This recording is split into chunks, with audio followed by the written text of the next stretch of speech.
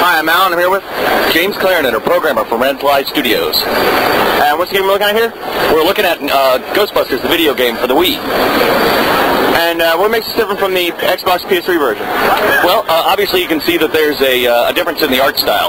We didn't have the shaders. We were stuck with a fixed function pipeline for the graphics, so we had to adopt sort of a stylized look for the game. What we did was we kind of gave it a little bit of a cartoony look, but more of an iconic realism to the characters, so that each of them has sort of a unique silhouette. The other big aspect is you're going to be really involved. We wanted to bring you in and make you feel like an authentic Ghostbuster. To do that, you are the new recruit, and we're going to use the Wii and Nunchuck, the Wiimote and the Nunchuck, to its best advantage.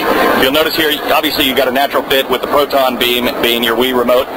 We've also got, you can throw out a trap with your Nunchuck by doing a simple bowling motion. We're telling the same story, but we're telling it a little bit differently. I guess think about it like having the same script, but two different directors produce it for you. Other than that, the other big difference is we've got full two-player co-op throughout the whole game. You can play as a male or a female Ghostbuster all the way through with a friend. And so how do you play with the Wii and the Nunchuck? So what you're going to be doing is the Wiimote acts as a pointer and a camera control. So if you point to the right edge of the screen, you'll start rotating the camera that way, and then you're going to be using the Nunchuck stick to move the character. The B button is going to shoot your primary fire for every weapon. For example, on the regular proton beam is a regular stream. The A button fires a secondary fire. Later you'll get what's called a boson dart, which can travel down the stream of the proton beam and blow a lot of things up. It's an area of effect damage. And these are both basically the same story, which I think was written by Dan Aykroyd? And Harold Ramis, yes. Okay.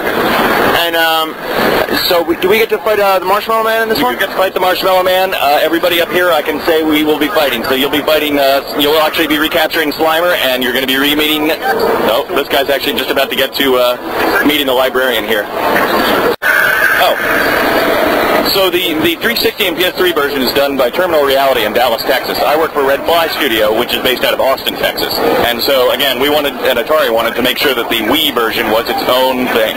So we worked together, but making two separate versions of the same story. So using the Wii, it's obviously a much different production and really, in every way, different than building with any other system. It looks more like the cartoon as opposed to the movies. Well, we certainly adopted a cartoony look, but you're not going to see any yellow, tubular-haired Egon or a red-haired Ray. And we thank you for that. So do we, yeah. What kind of challenges did you run into trying to develop for the Wii as opposed to the other systems? Well, we were actually pretty experienced with the Wii. We had just released Mushroom Man, the Spore Wars for it back in December. So we had pretty much gotten everything down. Everything on the Wii is a design challenge more than a technology hurdle. It's how to make the controls work for you. We went through so many different schemes and everything like that, and even the wrangling you're seeing here has changed dramatically. This build is back from December, and the version I was working on at 3 in the morning last night is completely different at this point. It looks better, it plays better, and Atari's been really great about focus testing to help us solidify the game and make it good. Now, one last question. What would you say is the moment you realize, holy crap, I'm working on a national icon here. This is a movie that has touched hundreds of thousands of nerds the world over. So how did it feel getting to be working on this project? Well, I'll give you a little story. I was called and told about this while I was at GDC, and my boss said, I hope you're sitting down for this. We're making Ghostbusters. And thankfully, I was sitting on the toilet at the time. So it all worked out, yeah. It's been amazing. I can't believe we get to do this. I mean, I can't believe the movie's 25 years old at this point. I grew up watching it. I think a lot of people around here did, so it's really cool. Yeah, like obviously, like so many of the Ghostbusters games in the past, they haven't really ever lived up to the Ghostbusters name. I mean, like you look back on the NES and the games that were on that, they were atrocious, really.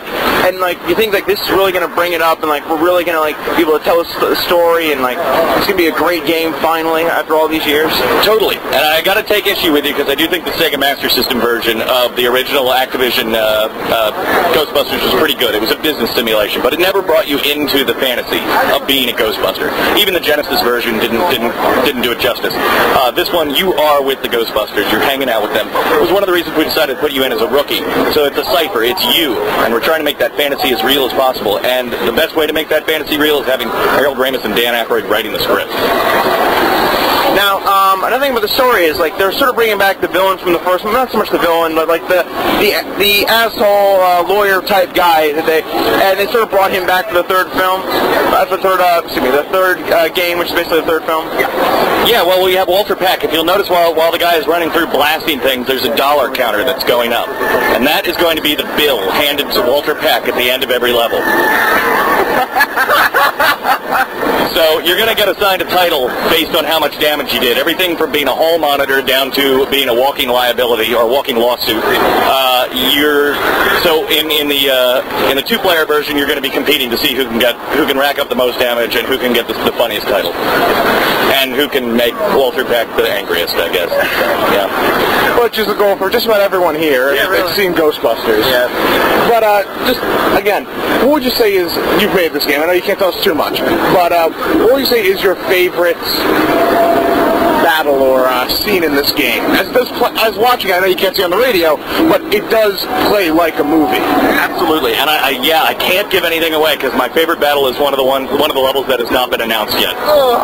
So I'm really sorry. You're killing us, James. I'm sorry on this, but I gotta say, it seems stupid, but the most fun thing in the world is just doing that bowling motion to toss out the trap. It just feels so visceral, and when you're zapping with your right hand and tossing out the trap, and you do it in one smooth motion, it's just beautiful. It's awesome.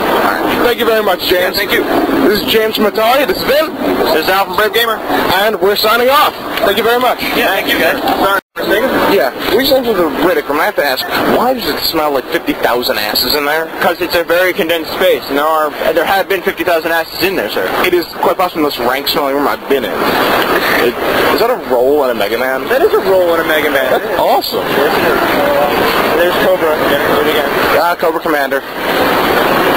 This is Gal from Proactive Radio. And I'm Al from Brave Gamer. And who are we talking to right now? Talking to Sergeant Albrecht from Armachem Technology Corporation. Good job, Sergeant. Now, what are we seeing here? We got Fear 2 video game coming out from Monolith. Basically what we're doing here is peer evaluation and aptitude reports. We've got a chair set up here. This is a post-apocalyptic kind of like war chair that measures your titration level in your body, the tension level in your body. It makes a more personal experience for the gamer here at this convention in New York.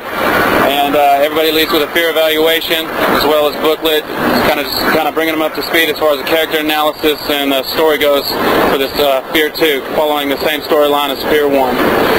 What can you tell me about the new storyline? Where are we picking up from?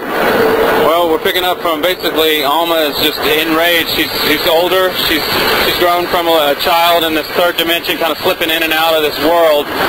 This video game deals with some premonitions, zombies, ghosts, robotics as well. It's just a fast-paced, intense horror genre video game. It's still scary as hell, and that's what we think the fans of Fear want.